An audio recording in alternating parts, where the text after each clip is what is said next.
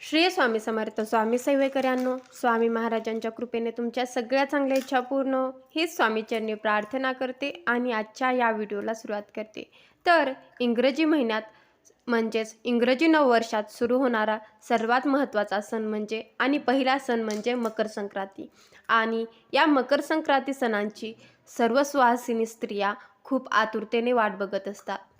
आणि या निमित्तानेच सवासीन स्त्रियांना खूप छान तयार व्हायला भेटत असतं आणि सवासीन स्त्रियांना तयार व्हायला खूप आवडत देखील असतं. आणि मकर संक्रांती हा दिवस स्त्रियांसाठी खूप महत्त्वाचा दिवस देखील मानला जातो. म्हणूनच आजच्या व्हिडिओमध्ये आपण पाहणार आहोत की मकर संक्रांती 2024मध्ये कोणत्या रंगाची साडी नेसावी, तसेच कोणत्या रंगाची साडी नेसायची नाही आणि कोणते 5 रंग आहेत जे सौभाग्यवती स्त्रियांसाठी शुभ आहेत.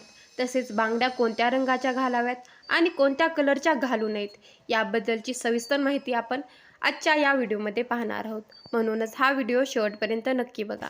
आणि तसेच व्हिडिओ आवडल्यास व्हिडिओला लाईक आणि चॅनलला सबस्क्राईब करायला देखील विसरू नका. चला तर मग बघूया मकर संक्रांती या सणाची संपूर्ण माहिती. तर सगळ्यात आधी यावर्षी म्हणजेच 2024मध्ये मकर संक्रांती ही 15 जानेवारीला साजरी होणार आहे. पौष महिन्यामध्ये जेव्हा सूर्य मकर राशीमध्ये प्रवेश करतो तेव्हा मकर संक्रांती हा सण साजरा केला जातो. आणि या दिवसापासूनच सूर्याचे उत्तरायण सुरू होते. म्हणजे सूर्य हा पूर्वेलाच उगवतो पण तो उत्तरेकडे थोडासा झुकलेला दिसतो. या दिवसापासूनच संपूर्ण वातावरण देखील बदलत असते आणि या दिवसापासूनच वातावरणातील थंडीही कमी होत असते आणि दिवस देखील हळूहळू मोठा होत असतो. कारण मकर संक्रांतीच्या आधी दिवस हा लहान असतो आणि रात्रही मोठी असते, पण मकर संक्रांतीनंतर रात्रही छोटी होत असते आणि दिवस हा मोठा होत असतो. तसेच मकर संक्रांतीला स्नान, दान, धर्म आणि देवांचे दर्शन, तप या गोष्टींना विशेष महत्त्व असते. या दिवशी तीर्थक्षेत्रामध्ये स्नान करण्याला देखील विशेष महत्त्व असते. तसेच या दिवशी दान केल्याने संपूर्ण मनोकामना म्हणजे मनामध्ये असणाऱ्या ज्या काही इच्छा असतात त्या पूर्ण होतात आणि आपल्याला पुण्यप्राप्ती देखील होत असते. आणि विशेष म्हणजे मकर संक्रांती हा सण नात्यातील गोडवा वाढवण्यासाठी देखील खूप महत्त्वाचा असतो. नात्यातील कडूपणा दूर करण्यासाठी आणि नात्यामध्ये आणखीन गोडवा निर्माण व्हावा यासाठी या सणाला महत्त्व दिले जाते. म्हणूनच या दिवशी सर्वजण एकमेकांना तिळगुळ देऊन आनंद व्यक्त करतात आणि मकर संक्रांती हा सण साजरा करतात. अशा प्रकारे मकर संक्रांतीला खूप महत्त्व आहे. त्याचबरोबर स्त्रियांसाठी हा सण अत्यंत महत्त्वाचा देखील असतो. या दिवशी हळदीकुंकाला देखील खूप महत्त्व असते. म्हणजेच सौभाग्यासाठी हा सण खूप महत्त्वाचा असतो. आणि या मकर संक्रांतीला प्रश्न पडलेला असतो प्रत्येक स्त्रियांना की या दिवशी कोणत्या कलरची साडी नेसावी, तसेच कोणत्या कलरची साडी नेसू नये. ही साडी शुभ मानली जाईल का आणि हा कलर नेसला तर काही वेगळं तर होणार नाही का, असे अनेक प्रश्न पडतात. म्हणूनच मकर संक्रांतीला यावर्षी कोणत्या कलरची साडी नेसायची ते बघूया.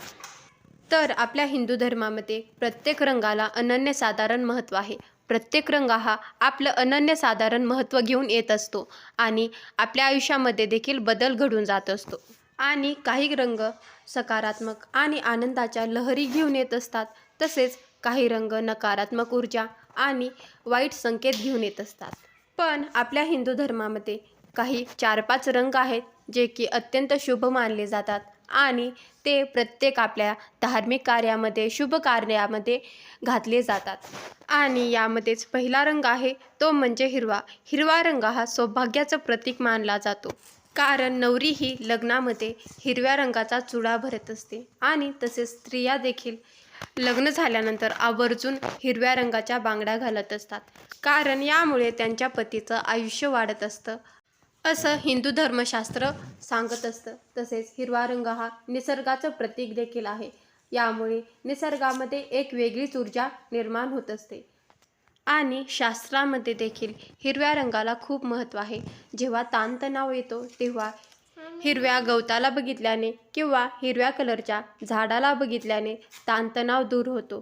तसेच आपण देवीची ओटी भरताना देखील हिरव्या रंगाचा ब्लाऊज पीस वापरतो.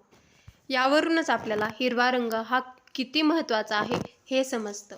म्हणूनच शक्य झालं किंवा तुमच्याकडे असेल ना तर आवर्जून तुम्ही मकर संक्रांती दिवशी हिरव्या रंगाची साडी नेसा. नसेल तर लाल रंगाला देखील हिंदू धर्मशास्त्रामध्ये खूप महत्त्व आहे. कारण कोणतीही पूजा मांडणी करताना चौरंगावर पाटावर आपण लाल रंगाचं वस्त्र अंथरत असतो. कारण लाल रंग हा संपूर्ण देवांना आणि माता लक्ष्मीला देखील अत्यंत प्रिय आहे.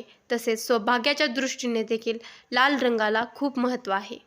आणि सौभाग्यामध्ये सर्वात महत्त्वाची गोष्ट म्हणजे कुंकू, ते देखील लाल रंगाचं असतं. त्यामुळे सौभाग्याच्या दृष्टीने लाल रंगाला खूप महत्त्व आहे. त्याचबरोबर लाल रंग हे सौभाग्य, उत्साह, उमंग, धैर्य या गोष्टीचं प्रतीक मानलं जातं. म्हणूनच लाल रंगाला देखील अनन्यसाधारण महत्त्व आहे. म्हणूनच तुमच्याकडे जर का लाल रंगाची साडी असेल आणि तुम्हाला जर का घेणं शक्य असेल ना तर तुम्ही आवर्जून लाल रंगाची साडी घ्या आणि मकर संक्रांती दिवशी परिधान करा. नसेल तर तुम्ही मकर संक्रांती दिवशी केसरी रंगाची साडीसुद्धा नेसू शकता. केसरी रंगाला सुद्धा अनन्यसाधारण महत्त्व आहे. आणि केसरी रंग हा सूर्योदय आणि सूर्यास्ताचं प्रतीक आहे. तसेच केशरी रंग हे त्याग, ज्ञान आणि शुद्धता आणि सेवेचं प्रतीक आहे. तसेच केशरी रंग हे आपल्या छत्रपती शिवाजी महाराजांचं देखील प्रतीक आहे. कारण केशरी कलर हा शौर्य आणि बलिदानाचं देखील प्रतीक आहे. आणि तसेच केशरी रंग हा दैवी शक्तीचं प्रतीक असतो. आणि केशरी रंगापासूनच आपल्यामध्ये सकारात्मक ऊर्जा प्रभावित होत असते. म्हणूनच तुम्ही तुमच्याकडे असेल ना तर मकर संक्रांती दिवशी आवर्जून केशरी रंगाची साडी नेसू शकता.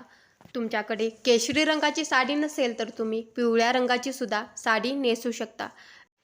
पिवळ्या रंगाला सुद्धा आपल्या हिंदू धर्मामध्ये खूप महत्त्व आहे, अनन्यसाधारण महत्त्व आहे. पिवळा रंग हा आपल्या सौभाग्याच्या दृष्टीने सुद्धा खूप महत्त्वाचा आहे. कारण हळदी कुंकामध्ये हळदीला पिवळा रंग परिधान केलेला आहे. तसेच कोणत्याही शुभ कार्यामध्ये देखील पिवळा रंग परिधान करण्याला अनन्यसाधारण महत्त्व आहे. आणि हिंदू धर्मामध्ये पिवळ्या रंगाच्या कपड्याला पितांबर म्हटलं जातं. म्हणूनच कोणत्याही धार्मिक कार्यामध्ये, पूजामध्ये पिवळ्या रंगाला खूप महत्त्व आहे. आणि कोणतीही पूजा असो, पिवळा कलर हा आवर्जून घातला जातो. तसेच कोणत्याही प्रकारच्या मांगलिक कार्यामध्ये पिवळा रंग हा जास्त वापरला जातो. तसेच पूजेमध्ये सुद्धा पिवळा रंग हा खूप शुभ मानला जातो. तसेच पिवळा रंग हा सूर्यदेव, मंगळ आणि बृहस्पती ग्रहाचे प्रतिनिधित्व करत असतो. आणि पिवळा कलर हा प्रकाश देखील दर्शवत असतो. आणि सगळ्यात मोठं म्हणजे पिवळा रंग परिधान केल्याने आपला गुरुग्रह सुद्धा बलवान होत असतो. गुरूंचा आशीर्वाद आपल्याला प्राप्त होत असतो. आणि ह्या सर्व गोष्टीमुळे पिवळा रंग हा खूप शुभ मानला जातो. म्हणून जर का तुमच्याकडे पिवळ्या कलरची साडी असेल ना तर तुम्ही मकर संक्रांती दिवशी आवर्जून नेसावी. नसेल ना तर तुम्ही गुलाबी कलरची सुद्धा साडी नेसू शकता. सर्व स्त्रियांना आवडणारा कलर म्हणजे गुलाबी. सर्वांचा आवडतीचा आणि सर्व स्त्रियांच्या अंगावर उठून दिसणारा कलर म्हणजे गुलाबी. आणि गुलाबी रंग हा प्रेमाचं प्रतीक मानला जातो. तसेच गुलाबी कलर हा सकारात्मक ऊर्जा देखील आपल्याकडे खेचून घेत असतो. आणि गुलाबी रंग हा सर्व स्त्रियांना आकर्षित करत असतो. स्त्रियांचं वय कितीही असू द्या, पण गुलाबी रंग हा स्त्रियांवर उठूनच दिसत असतो. आणि अशा गुलाबी रंगाचे कपडे परिधान केल्याने आपलं मन देखील प्रसन्न होत असतं आणि आपल्याकडे सकारात्मक ऊर्जा खेचून घेतली जात असते. आणि गुलाबी रंगामुळे सुख समाधान येत असतं आणि आपलं मनसुद्धा प्रसन्न होत असतं आणि शांत होत असतं. म्हणून तुमच्याकडे जर का गुलाबी रंगाची साडी असेल ना तर तुम्ही मकर संक्रांती दिवशी आवर्जून नेसू शकता. आता मी जे सांगितले आहेत ना ते सगळे शुभ रंग आहेत. म्हणून तुम्ही तुमच्या आवडीनुसार मकर संक्रांती दिवशी या रंगाच्या साड्या नेसू शकतात. तसेच शुभ रंग नेसल्याने एक वेगळीच सकारात्मक ऊर्जा आपल्यामध्ये व आपल्या आयुष्यामध्ये येत असते. म्हणूनच तुम्ही या कलरच्या साड्या नक्की आवर्जून नेसू शकता. या रंगाबरोबरच तुम्ही चिंतामणी कलर, राणी कलर, पोपटी कलर या रंगाच्या साड्यासुद्धा परिधान करू शकता. हे झालं कोणत्या साड्या परिधान करावं. आता बघूया कोणती साडी मकर संक्रांती दिवशी चुकूनही घालायची नाही. तर आता आपल्या हिंदू परंपरेनुसार संक्रांती देवीने ज्या रंगाची साडी परिधान केलेली असते, नेसलेली असते, ती साडी आपल्याला नेसायची नसते. आणि ही पद्धत फार पूर्वीपासून सुरू झालेली आहे. संक्रांत जवळ आली ना तर प्रत्येक महिलांची चर्चा असते की यावर्षी संक्रांती देवीने कोणती साडी परिधान केलेली आहे. आणि यावर्षी संक्रांती देवीने काळ्या रंगाची साडी परिधान केलेली आहे. म्हणूनच आपल्याला मकर संक्रांती दिवशी काळ्या रंगाची साडी अजिबात घालायची नाही.